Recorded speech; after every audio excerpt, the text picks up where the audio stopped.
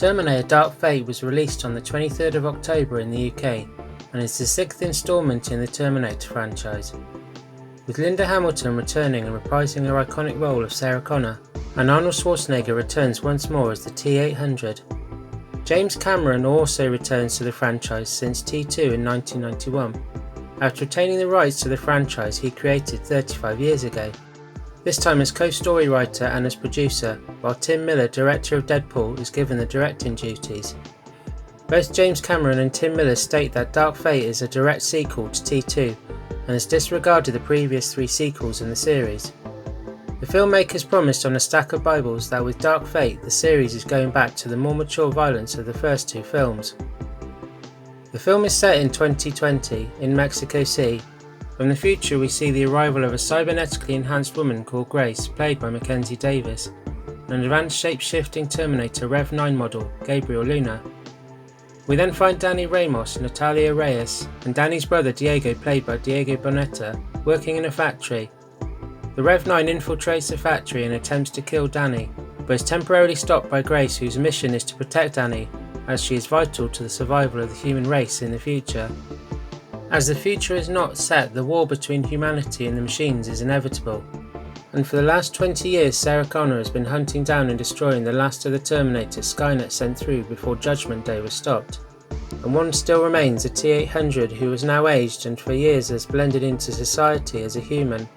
After being told their situation, he offers to help protect Danny and to stop the Rev 9 Terminator.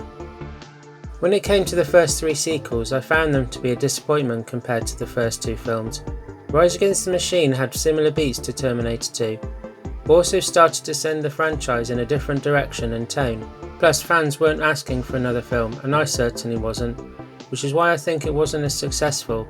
Still, it was enjoyable enough. Terminator Salvation of course went for a more fresh approach, having it set during the War of the Machines, which I liked, but the film ultimately was a downer and didn't grip me. The story was a bit of a mess, especially at the end in my opinion. Genesis was where the filmmakers were trying too hard to pander to too many fans, and in the end there was too much emphasis on time travel which made the story silly. Right or wrong though, I did like the liquid metal T-800 at the end. With Terminator Dark Fate they have definitely put more thought and planning into the project. Having James Cameron back on board is very apparent. The tone, feel and action of the film is more in line with 1 and 2, and I'm sure that's mostly his doing. Tim Miller as director did a good job with this film, and you can tell that he and Cameron are on the same page to make the best Terminator film they can, and that is what they have done, mostly. It is straightforward and is more likely one of the few new directions they could have taken the franchise, by sort of overlapping but continuing after T2, with a new story and new characters. When it comes to the acting, everyone is at the top of their game. Linda Hamilton is terrific once more as Sarah Connor, a character that has been sorely missed in the franchise since she was killed off narratively in Terminator 3. Definitely one of the standout performances of the film.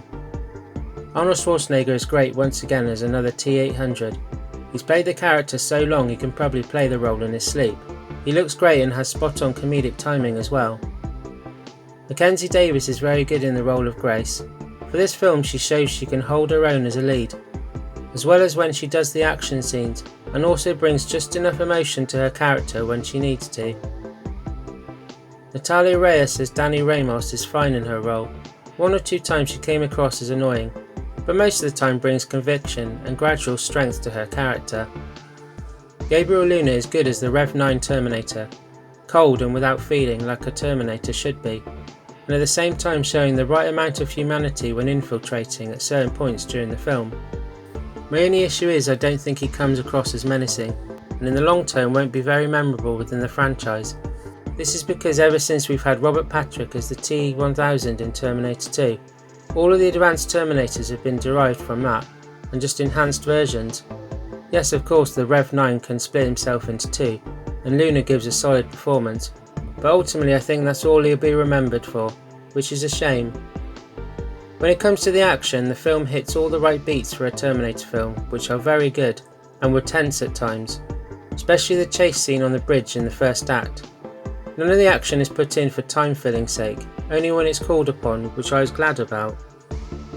Special effects are very good throughout the film, and are at least what we have come to expect from a Hollywood blockbuster these days. The only time where there appeared to be inconsistencies was near to the end of the film, where some of the CGI seemed less polished. Unlike T2, Dark Fate doesn't break any new grounds with its special effects. Well, that's how I see it. Of course, I wasn't expecting anything revolutionary, but with what we had from James Cameron with Alita Battle Angel in February this year, with its superior CGI compared to Dark Fate, and the fact that Cameron and Miller had been working on this project for 2 years, I was expecting more. My final thoughts on Terminator Dark Fate are that it's a worthy sequel to Terminator 2, even if deep down we've never really needed one. The story is fine even though some are unhappy with the direction they have now taken the franchise. The acting quality is very high from everyone, and the pace of the film is much better than any of the previous sequels.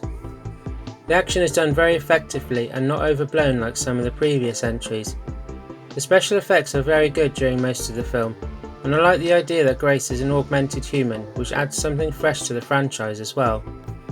The fact that James Cameron and Linda Hamilton have returned has invigorated a franchise that was in dire need of uplifting after Genesis. Tim Miller has given us very solid directing, and I will be up for him staying in the franchise, unless of course Cameron decides to direct the inevitable sequel, then he should do it, no question. Terminator Dark Fate is definitely worth watching, whether you're a die-hard fan or not. I'll be doing a spoiler review of this film at some point, which will dive more into the detail of the film's plot, and I'll go into more detail of my thoughts on the film, so look out for that one. And many thanks guys for watching my review on Terminator Dark Fate, I always appreciate it. If you have or haven't seen the film, please do put a comment below, and if you are new to my channel you can click subscribe and the notification bell, so you can keep up to date with my latest videos. Thanks very much guys, and I'll catch you next time.